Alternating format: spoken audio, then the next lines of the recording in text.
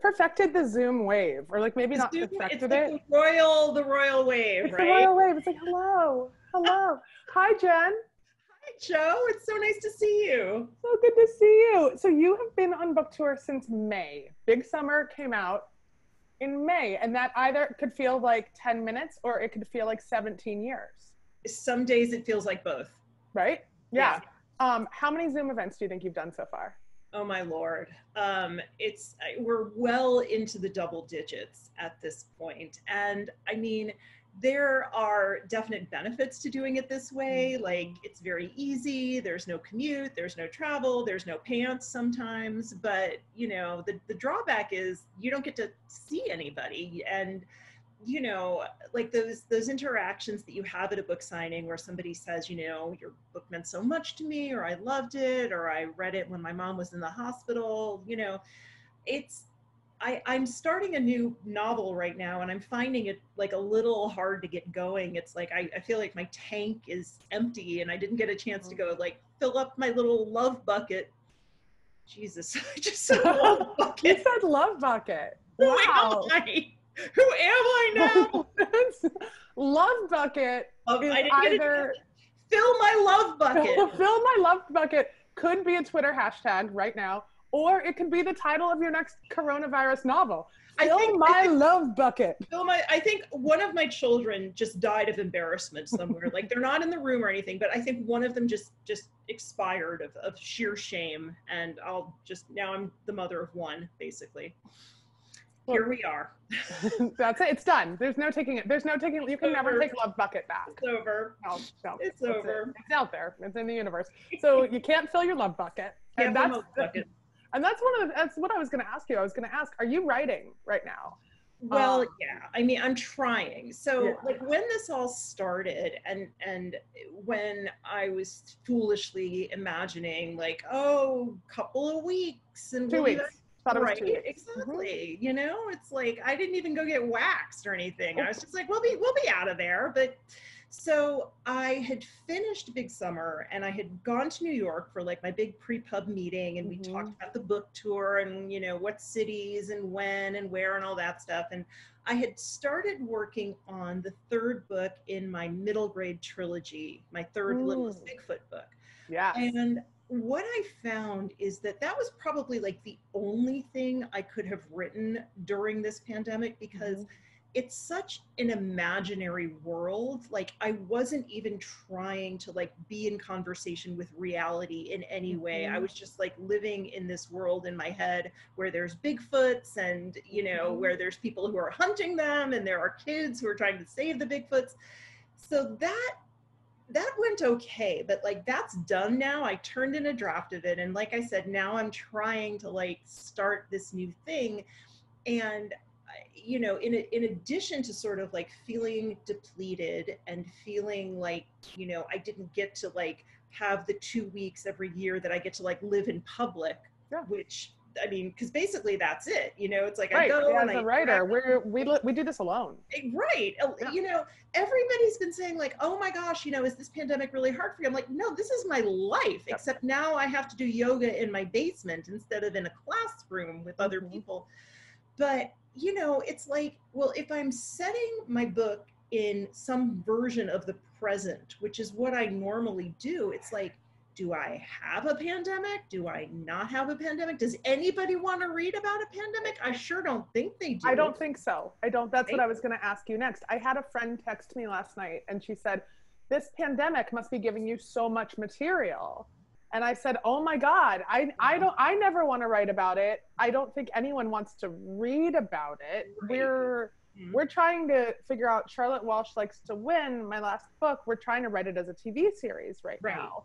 And we're like, oh, do we have to reset it during the pandemic? Because no one wants to watch that a year from now. I mean, Emma Donoghue, who's one of my favorite writers, just published a book that's about the influenza epidemic of 1917. And I'm not even sure I'm going to be able to read that. Like, I just feel like it's so oppressive and it's seeped into every inch of our lives. And I don't want to have to be there in my fiction, either as a reader or a writer. So I don't know what I'm going to do. I don't know if I can just like have this book happen in 2018 before there was like any of this, or like what? Like, I don't know.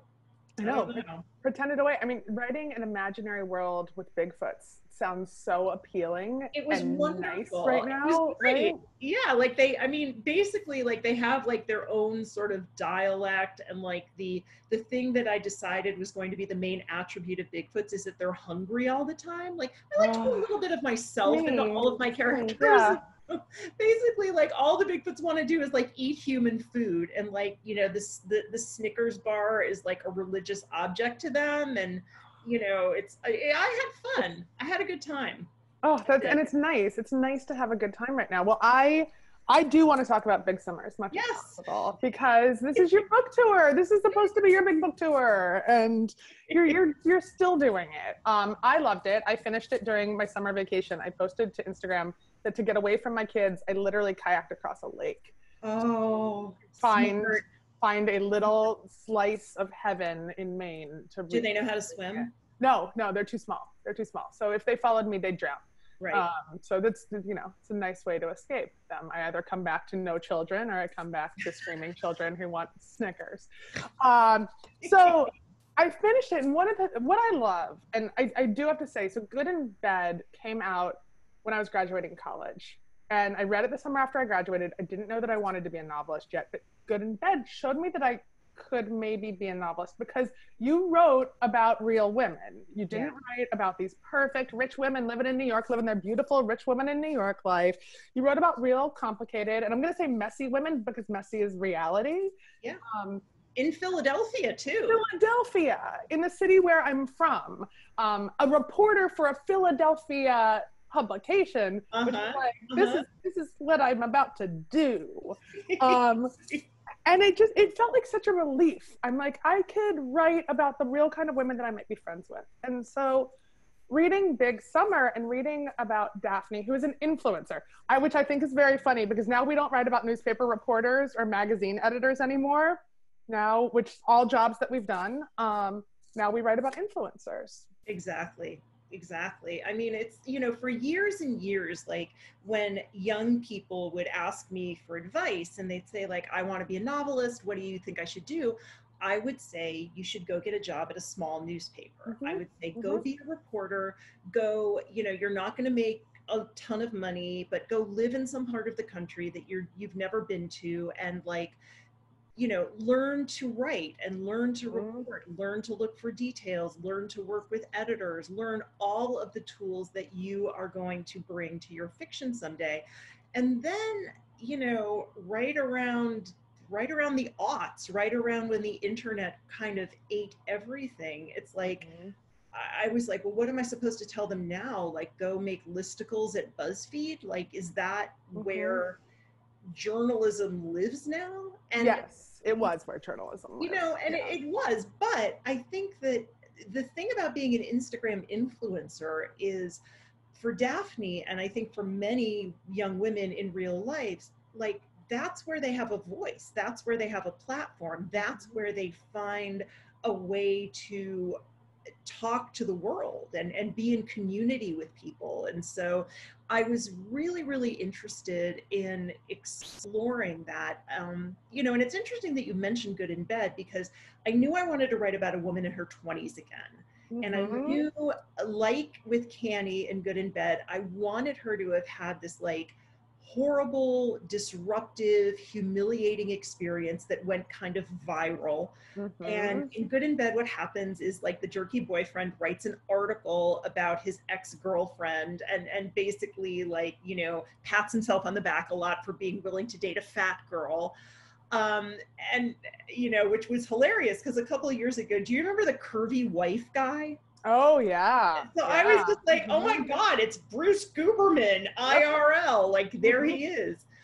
But when I went to write about a woman in her 20s, I'm thinking like, okay, she can't be a newspaper reporter, and her humiliating moment wouldn't be a guy writing a column in a magazine. It would be something that went viral, you know, viral on the YouTube.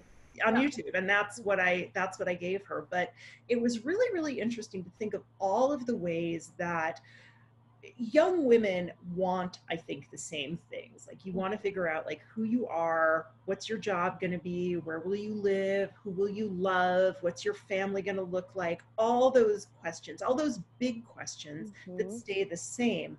What's changed are, I think, are the tools that women are using to answer them. And so I had to make Daphne like an extremely online person.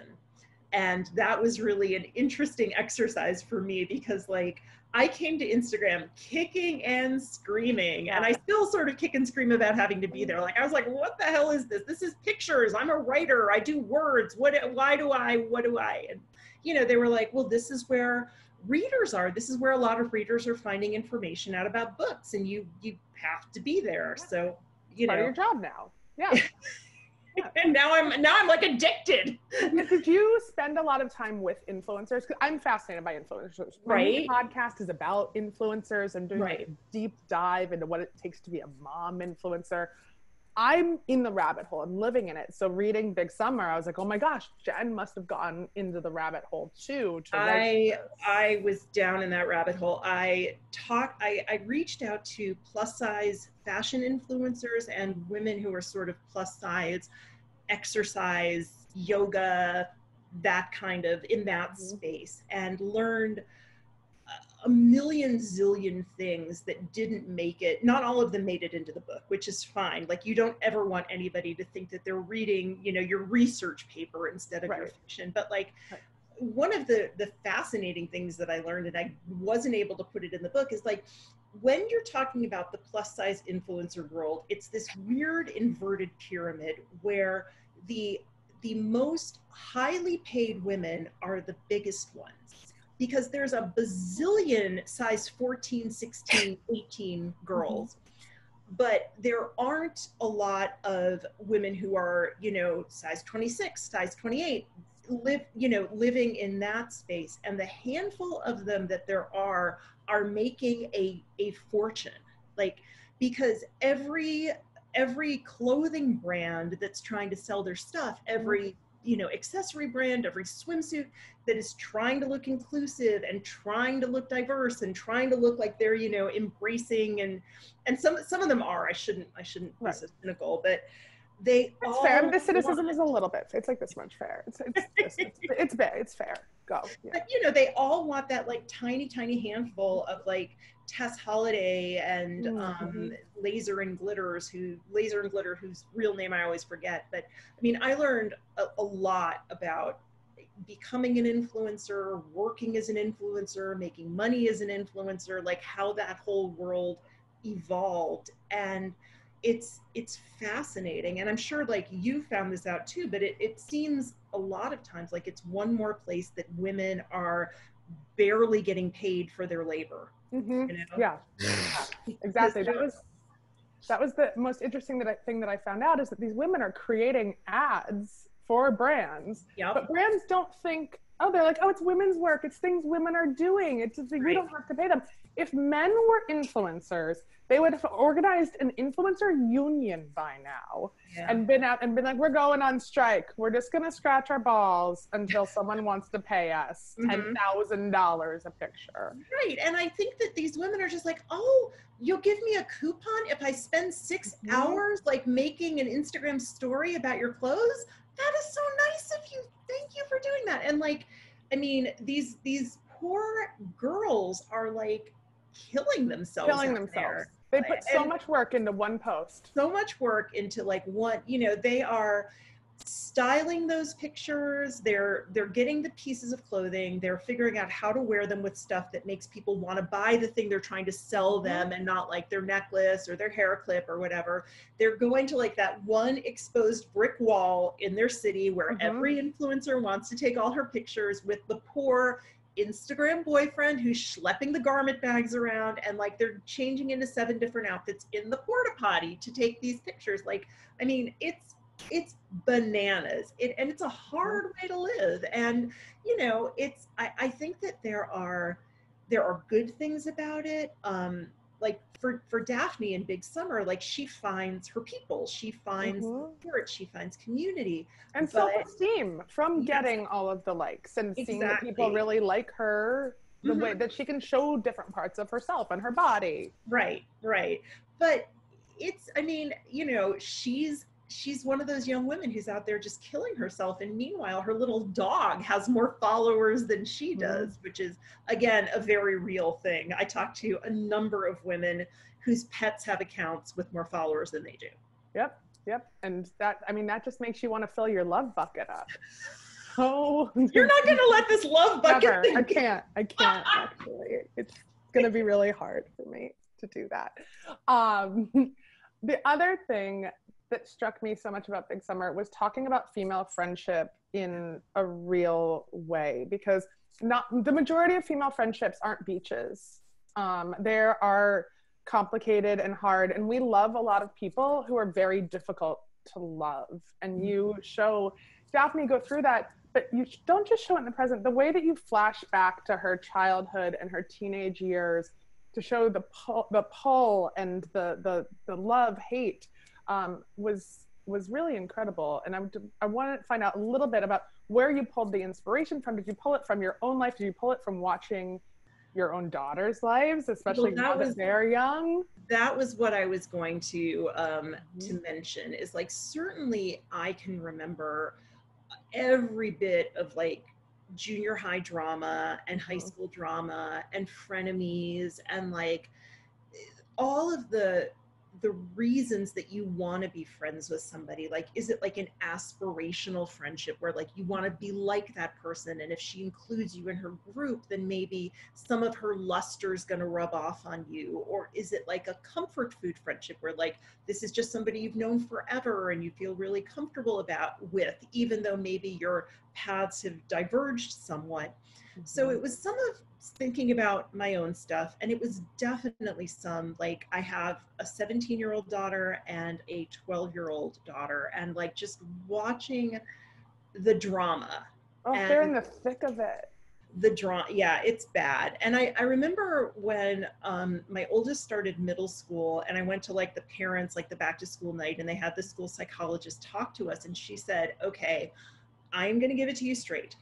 Everything that your daughter experiences this year is going to be the best, the worst, the hardest, the saddest, the biggest, like basically, it's just all like peaks and valleys for these girls. Like, they don't have the life experience to put things in context or to sort of realize like, you're going to live to fight another day. Like, everything feels so monumental. And that was what I wanted to capture in those flashbacks, is just this feeling of like, here is this beautiful, privileged girl, this girl who the world has smiled on and who has everything that anyone could want. And if I could just be like her or be near her, then my life could feel that way too. And I think there's something really universal about that. And I think you mentioned like the push-pull of it, like the love and the envy and the I like you, but I'm also going to use you, or, just the on and offness of it. And the way that sometimes that someone's toxic and you still can't let her go. Stop. No, you can't stop, won't stop. Can't stop, won't stop. And I think like, certainly there's romance and there's love and there's, that whole piece of the world. But I think that for a lot of women, the most intense and the most meaningful and the most disruptive sometimes relationships that they have are the relationships with their friends. And that was, so I wanted to write about that piece of it. And the other thing was the weight piece of it. So one of the things that happened, and this is a good example of the way that real life kind of finds its way into fiction. Last year, Weight Watchers rebranded itself as WW. They are no longer Weight Watchers. They are WW. They are a wellness corporation. Thank you very much. And they launched an app that's basically a calorie tracking app. Like, foods are green if they're good, and they're yellow if they're okay, and they're red if you really shouldn't be eating them.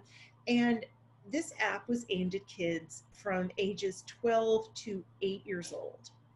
So this was announced, wow. and Twitter lost its shit. Like Mm-hmm. every single woman, I think, who had been dragged to Weight Watchers as a child or put on a diet as a child got online and said, this is not going to give you what you want.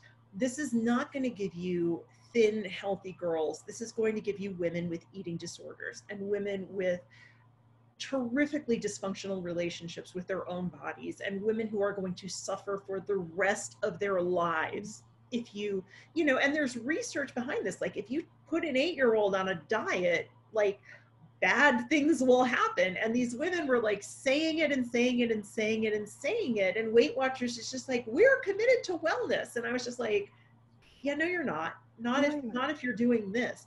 So I was lucky enough to not have been dragged to Weight Watchers as a child, but so many women were, and their stories were just so wrenching and just like these feelings of shame that never ever left them. And so I wanted to give Daphne that piece of the story. And so there's the chapter where she's 6 years old and her parents are school teachers. They've gotten jobs at a summer camp in Maine. They've gone off to Maine. They've left her with her grandmother. Her grandmother decides that Daphne needs to lose a few and takes a 6-year-old to Weight Watchers. And, you know, that affected Daphne. That would affect any young woman. And I really wanted to sort of, you know, I mean, it's one thing to like write an op-ed and just be like, you know, this is garbage and this is going to like do bad things to girls. But I think like putting it in a novel and having a character live it can maybe influence people in a different way. And that's what I hope it did. And again, I don't want to like write message books, and I don't want to like make people like sit, you know, feel like they're sitting through my like master's thesis on young women and weight loss. But that was something that's important to me, you know, as a woman, as a mom, as a person in the world. And I wanted to tell that piece of the story. Well, and it's interesting that you bring that up, because I think about that all the time. You were also a journalist for a long time. You're still write incredible op-eds. Everyone check out the most recent one about suburban white women. I'm not going to give anything away. Just go to newyorktimes.com, suburban white women, Jennifer Weiner.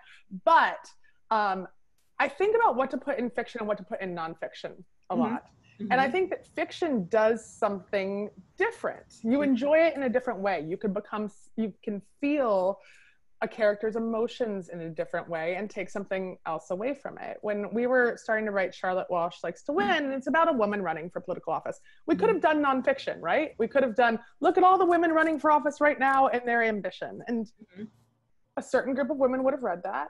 Yep. And they might not have, they wouldn't have enjoyed it in the same way, because they wouldn't have felt her as a human being. And it's the same thing you did with Daphne by taking her to Weight Watchers as a 6-year-old. Yeah.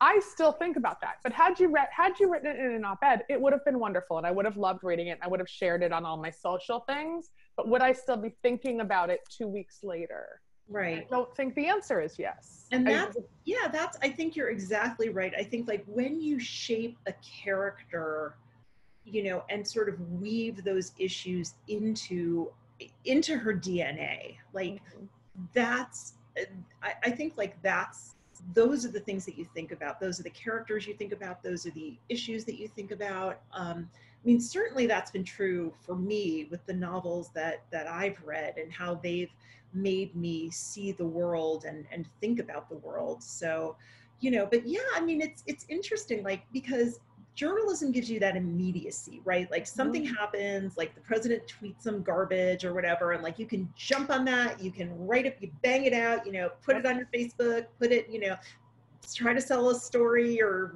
send it to the Times or whatever you do. But you know, and if you write a novel, it's like, well, is anybody going to be remembering like today's ridiculous tweet a year or 2 years from now? Probably not. So, you know, I think you got to pick and choose, you know, because some stuff, it absolutely just like screams for like that immediacy, like that quick hit, like I've got something to say about this and I've got to say it now, versus, you know, women and bodies, like that is a forever issue. Not changing. Yeah. So there's always going to be space, I think, for stories about that, about women and their bodies. Well, it's interesting. One of the questions that I actually got, one of my friends texted me because she can't figure out how to use, there's always someone who can't figure out how to use the question thing. It's usually my mom. Usually Is it Fran? I mentioned, Fran, how'd you get my phone number, Fran? Hi. I've been thinking about you since Mrs. Everything. But it's usually my mother-in-law, Patsy. I'm sorry. But how do you define plus size? In your fictional universe, in your real life, and we have someone asked it in the Q&A too. So well, that's a good question. I mean, so I guess like if you're just talking, I mean, and this is interesting too, because I usually say plus size. And when I say plus size, I mean a woman who is wearing a size 14 or larger, because that is when straight size, quote unquote, straight sizing ends. And you have to either buy a special size or you've got to shop in a special store. And I always use the term plus size because, you know, when I was coming up, like fat was an insult. Like fat was like a slur, and you just did not say that. Like it was like insulting, and I didn't want to say, I didn't want to think it about myself. I didn't want to say it about my characters. It just felt mean. And now, you know, as with the word queer, there's been like a community reclamation project where younger women are just like, yeah, I'm fat. What? It's an adjective. It's descriptive. It's certainly better than obese or, you know, morbidly obese. Like, you know, right? It's like you're dead fat. You're not just fat. You're dead fat. You're morbid. But you know, they think like fat is fine. That's a perfectly okay, valid word. You know. I go back and forth, but when I say plus size, like that's what I mean. Like, and I'm like a size 16-ish, and you know, that's what I think of, and you know, and I know also that I'm on the smaller side of plus size, so like I've got some thin privilege going on here too. But you know, I think even when you're talking about, you know, quote unquote normal size women, straight size women, like everybody's got some kind of insecurity about their body, about their looks, about their appearance. Like it's just, you know, I think like our culture just, it wants, you know, there's money to be made from women's insecurities, whether it's like my hair is wrong, my nose is wrong, my skin is wrong, my body's wrong, whatever's wrong, you will pay to fix it. And thus does the great wheel of capitalism keep spinning.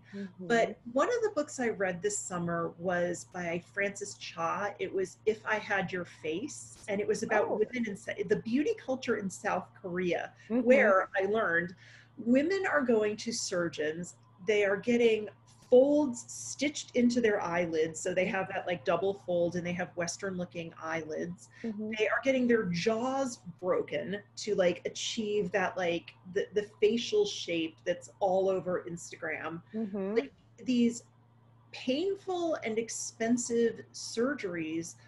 Or in India, where women bleach their skin, which is excruciating, but they do it because they have, you know, they believe that lighter skin is more beautiful skin.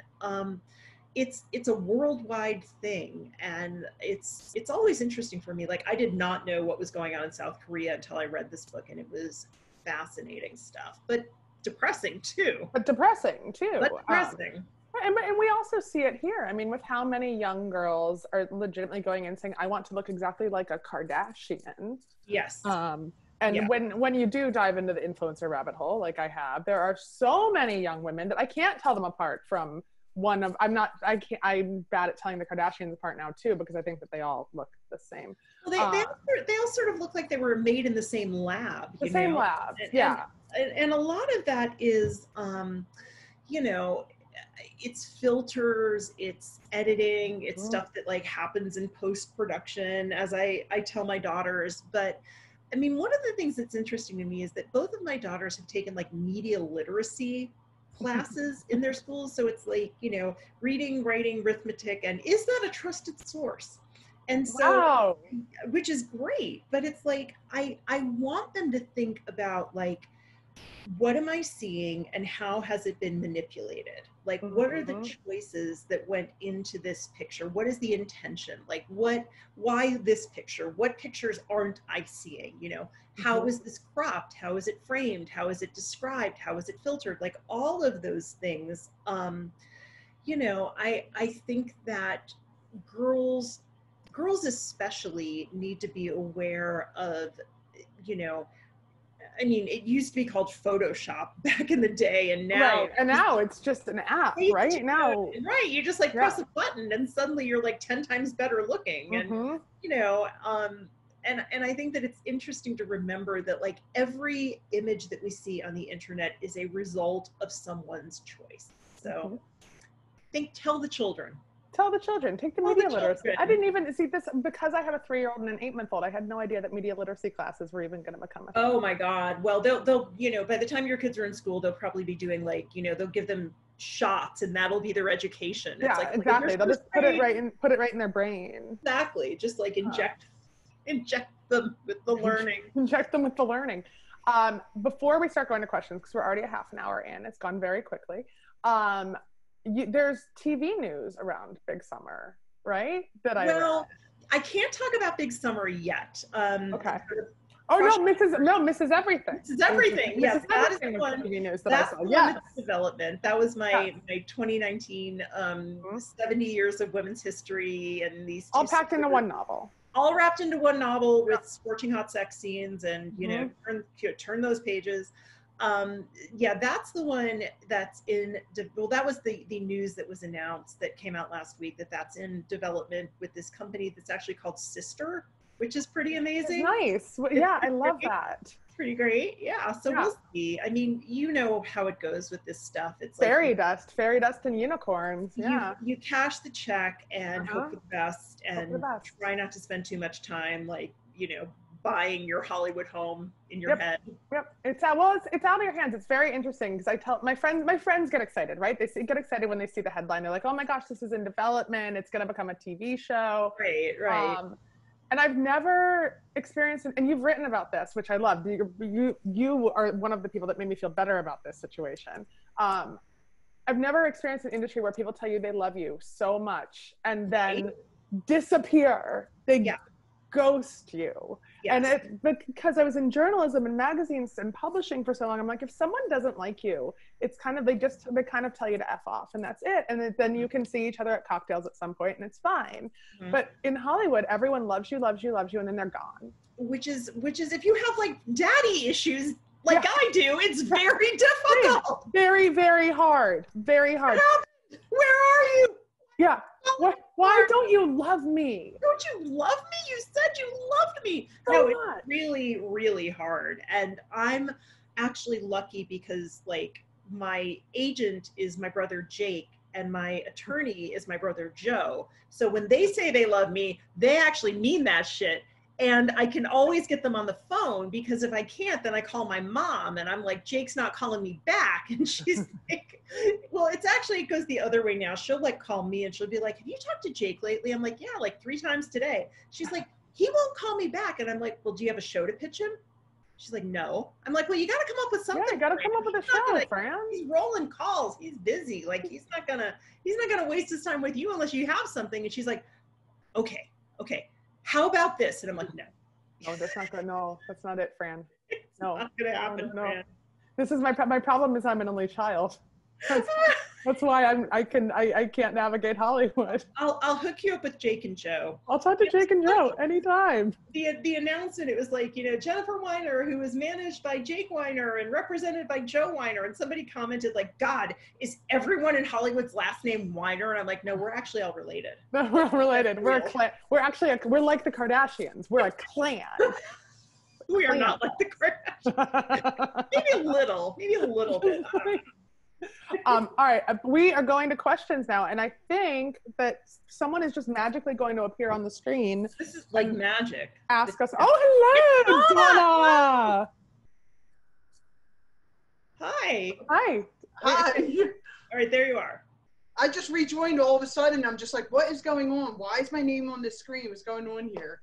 But I don't know which question. I guess the most interesting question I have for you both is, do you have two like simultaneous projects going on at the same time, or do you wait to finish one book and then go on to something else? Jo, you want to answer that one first? Sure. I'm usually doing about 3 things at once, but not always. For a while, I was overlapping book projects, and now because I'm doing podcasts at the same time and also trying to write television scripts that may never get made, I am usually doing 2 of those things at the same time. But I'm also kind of incubating a new book project in my head at the same time as I'm finishing writing one. Do you jump from project to project, or you just wait till you're finished and then, or just whatever, if that makes any sense to you? Yeah, like, no. In other words, like you're in the middle of one, and you're just like, you know what, I'll work on the other one, and it'll get finished when it gets finished. I try not to. So a good example is I was writing Fitness Junkie and How to Be Married at the same time. One was fiction, one was nonfiction. And I would I would do fiction for 1 week and then nonfiction for the next week. Because it actually made me love the project when I was away from it then. Because then I could it's almost like when you get away from your husband for a while and you're like, oh my God, I like you again. You are awful. So then I could go back to the project and be like, this is cool. We're back together again. I want to have sex with you again. So, yeah.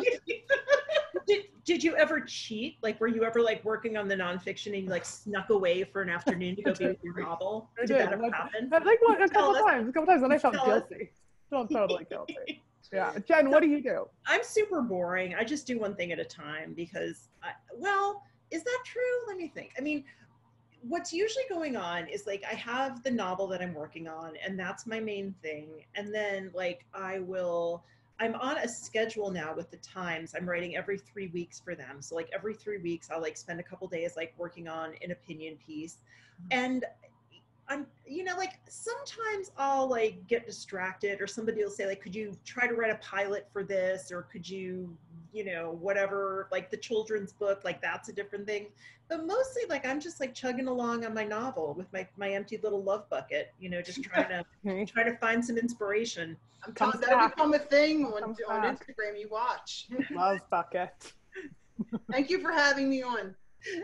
Thanks for coming. Asking. That was good. All right. Now we don't know. The fun part is we also don't know who's coming next. So Jen and I are both looking down. Anyone. We're like, who is it? It could be anyone. It could be a man. Do you think there's no. men? No, I don't. No. It's Sarah Pierce. Sarah Pierce. Hello. Hi. I wasn't quite ready. I'm eating popcorn. And that's cool. Great. That's my love language. So one of, I think, my favorite parts of finishing a book is like you imagine what happens next, right? If you connect with the character and then you continue to think about that character, like, well, then what did she do? Like, where did it go? Did that relationship work? And I love that part of the book.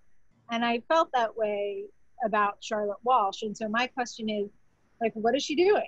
2020 in this weird time, even putting aside major current events, like, what's she doing?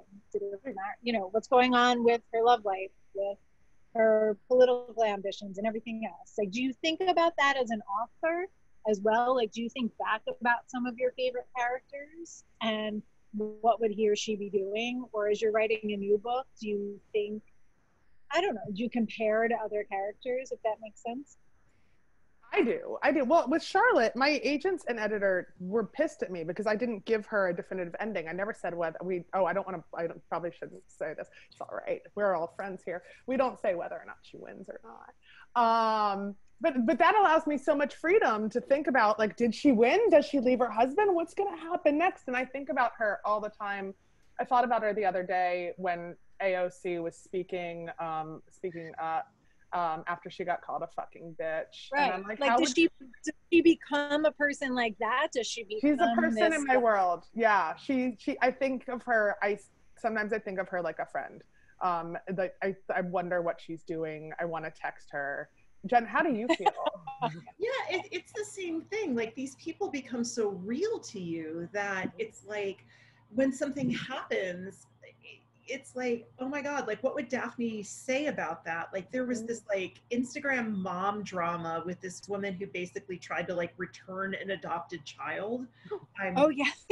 I'm What? paraphrasing brutally, but it was this mom Instagram lady who had adopted a kid from China, had chronicled the whole thing, had made money off this kid on a monetized channel, and you know, had said like, send me $5 and I'll put you in Huxley's baby book.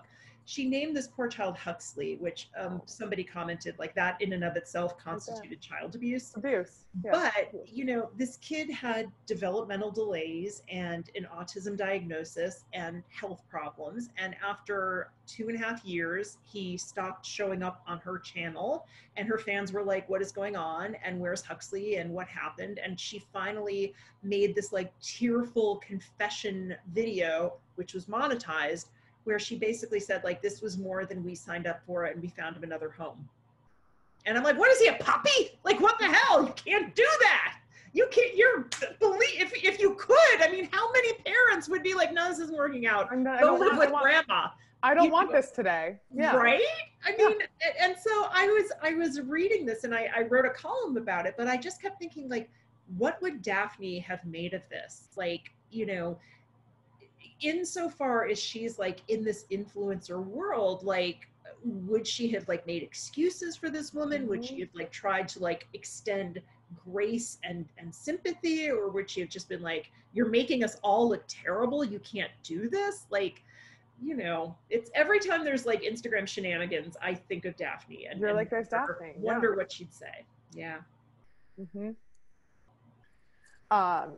All right. Thank you, Sarah. Thank you, Sarah. That was a good question. Enjoy the popcorn. That looks great. All right. Who's going to be next? Maybe it will be a man. I feel like we're on Wheel of Fortune. You know, it's I know. Big money. I know. Zoom roulette. Nope. Karen. All right. So 3-year-old and an 8-month-old, right? How are you doing anything? I'm not. Do you have help? I do. I actually, yeah. We have help. And my husband started a job right in the beginning of COVID too. Fun. Yeah. And so, but we have help. And so I'm getting stuff done, but you know, with an 8-month, there's so much mom guilt, like we're in the house, right? So I hear them and I want to go, I can hear them right now. They're screaming because they don't want their dad to feed them pizza for dinner. So yeah. It's Karen. Hi, hey. Wait, we have to unmute Karen. There she is. There she is. Hi. Thanks so much for joining us tonight. This is great.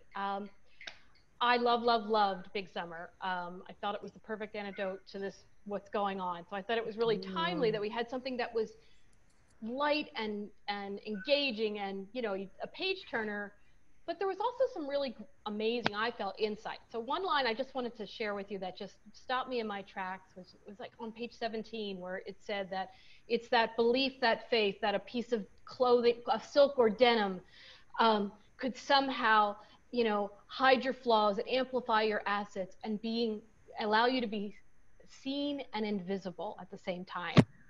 Did your editor like send you flowers for that one? That I think that encompasses like the whole female experience. So I just wanted to share that with you. That I felt. Thank you. And you know, I'm so interested in the editorial process. Like that's a big one. I thought that was so great.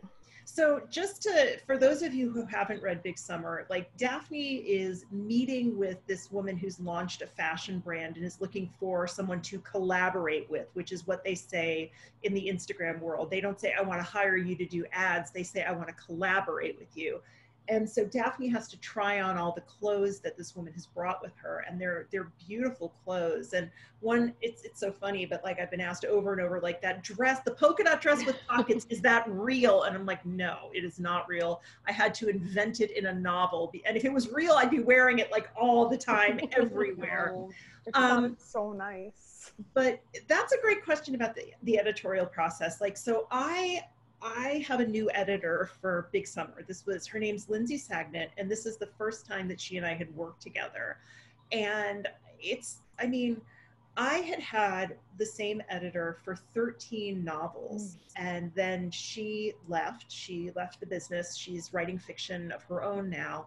And then I had an editor for for Mrs. Everything, who was kind of a transitional editor. And now Lindsay and I are working together. And, you know, with my first editor, like I knew it was like a long marriage, you know, like, you know, every quirk, you know, every, like, she would put like exclamation marks in the margins if she really liked something. And that would be how I would know. And like Lindsay would, like, I'd get little smiley faces, like little emoji smiley faces, because she like types in her comments. And so like, I think I got a smiley face for that line. But, I mean, I think a lot about clothing and about the transformational possibilities and about, like, you know, the idea that like everything you try on, there's this moment of like, is this going to be the dress, the top, the skirt, the jumpsuit, the whatever that makes me beautiful? You know, at least I feel that way a lot of the time. And so I wanted to give that to Daphne, you know, with all of her sort of insecurities and longing, the idea that like there's a magical outfit that's going to just do all those things and make you seen and not seen at the same time, which is kind of a magical thing, because clothes are magic. I believe this. But thank you so much. I'm really glad you liked that line. That's nice to hear.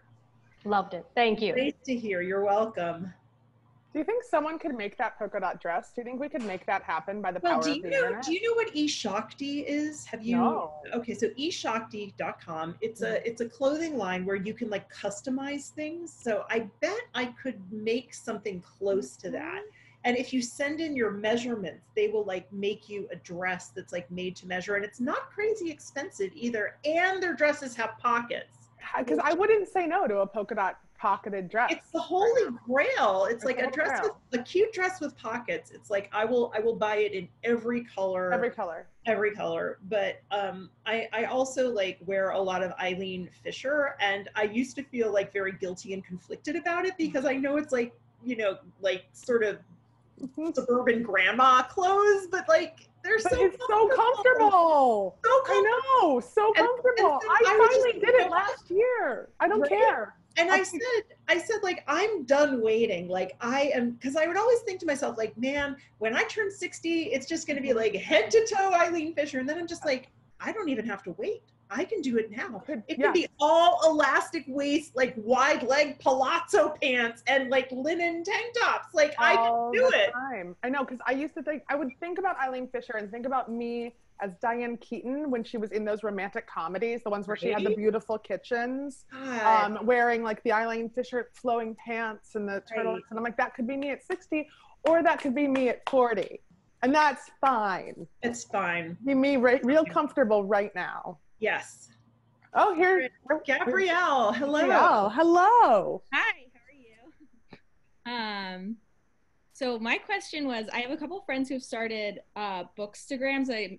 It sounds like you've probably heard of them. And it seems like there's like no barriers to entry, like very easy to get into.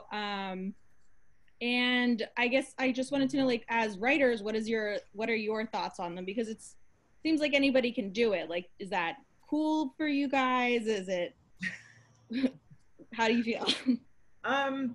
Joe, you want to talk about the Instagram world? I'm going to throw this to you first. I have some thoughts, but you go first. I've got a lot of thoughts. I will say one of the sad things that I started out my career in newspapers. And when I started in newspapers, I thought that I would be in newspapers for the rest of my life and maybe, you know, move onto the editorial page and then be an editor at large and maybe, you know, write books for a while, come back. And I watched newspapers die about 5 years after I got into them. And with the death of newspapers, book reviews started, the book review sections started dying. And so I think that there has been a giant dearth of places for people to discover new books. Because discovering a new book is one of the best things you can do, one of the most exciting things you can do. Yeah.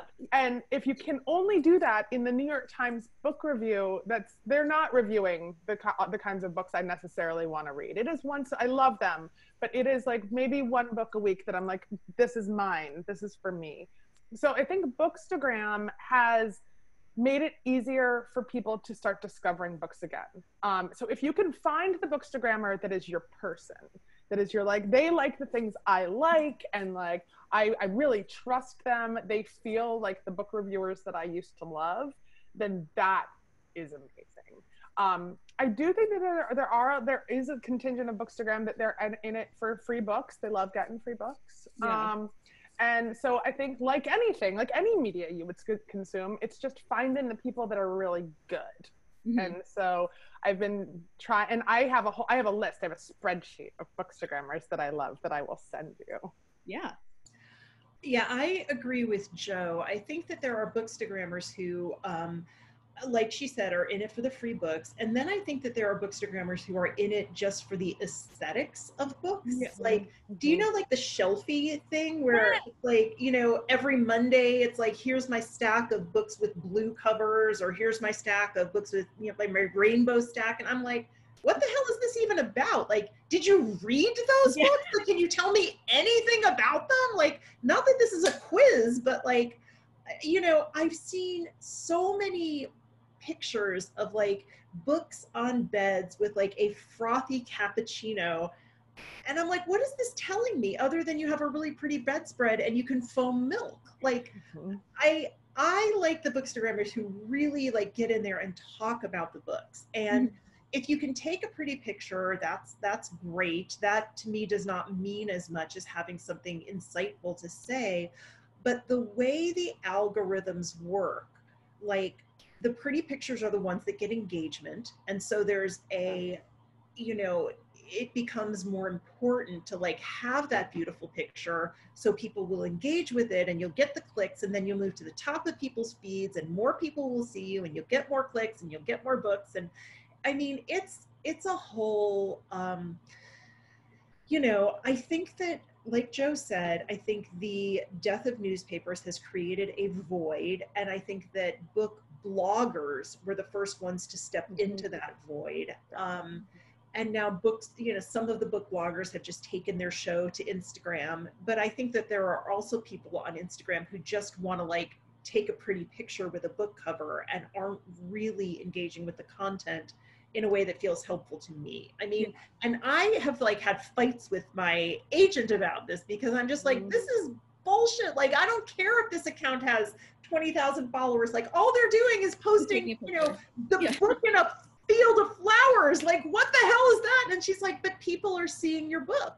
And I'm like, but the field of flowers. Avenue to like entry. Like, like I feel like I enjoy looking through the actual book in a bookstore, and I get that that's like not as accessible now with COVID, but like, it seems like.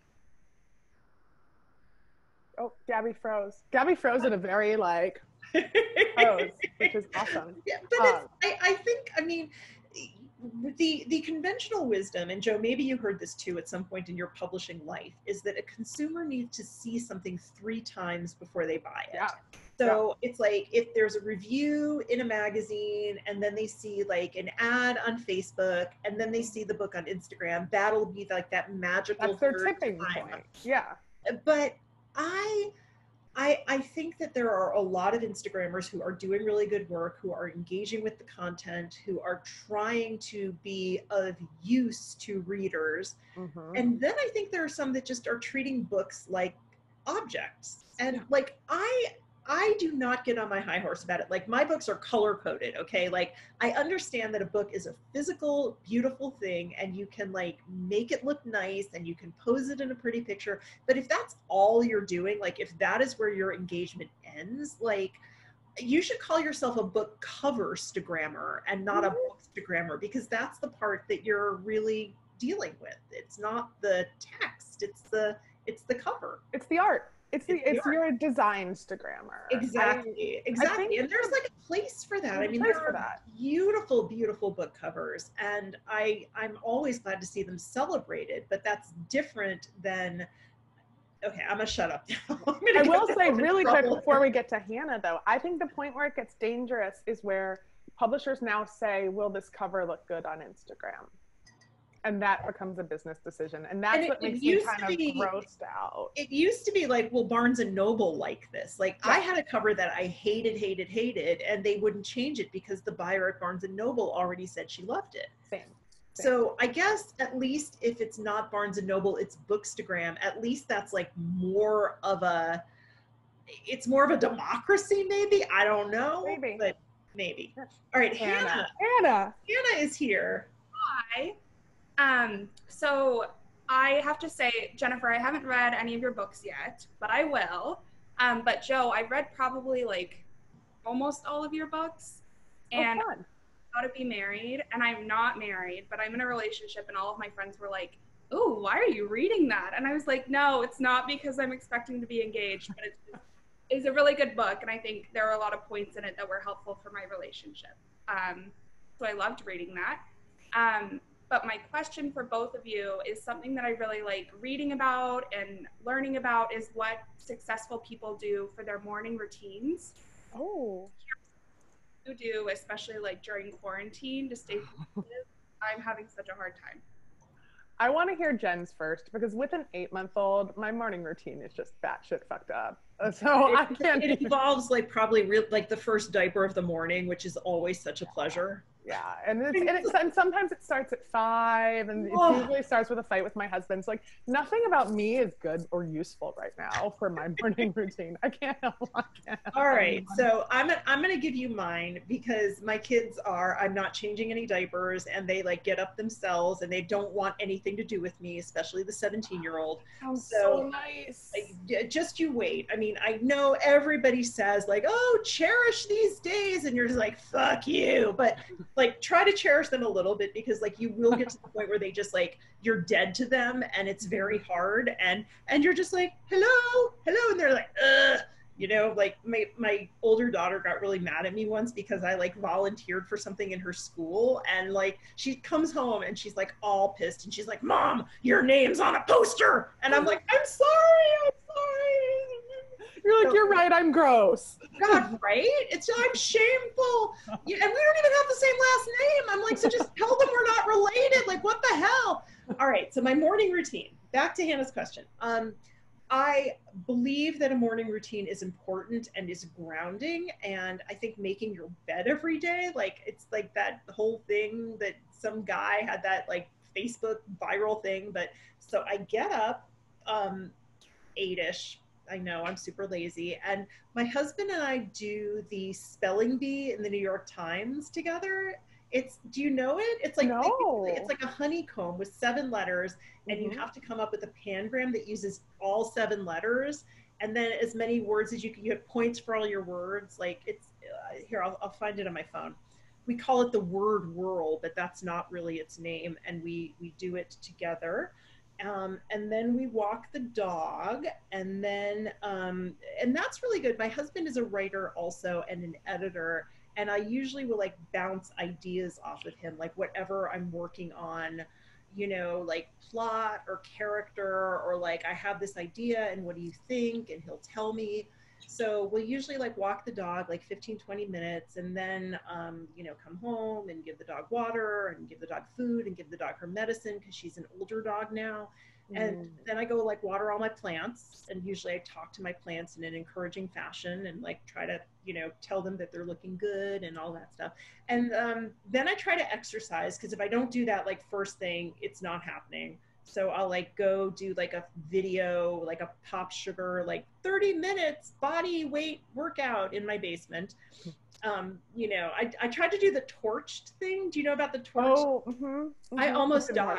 No, I died. I almost like, what the hell? Yeah, what even was that? Why does that man hate me? No, like despite, like, and wants to kill me. Right? Actively kill me. Yeah, no. And it's like just the fact that Lisa Rinna's doing it too, that's supposed to like help me somehow, but no. All right, here's the spelling bee. Can you guys, you can't see that shit. I'll post it. Spelling bee on the New York Times. So walk the dog, feed the dog, water the plants, do some exercise, take a shower, write, and that's my morning. That's my morning. But it depends on your kids being old and self-sufficient and not wanting anything to do with you. So you got to get to that point first.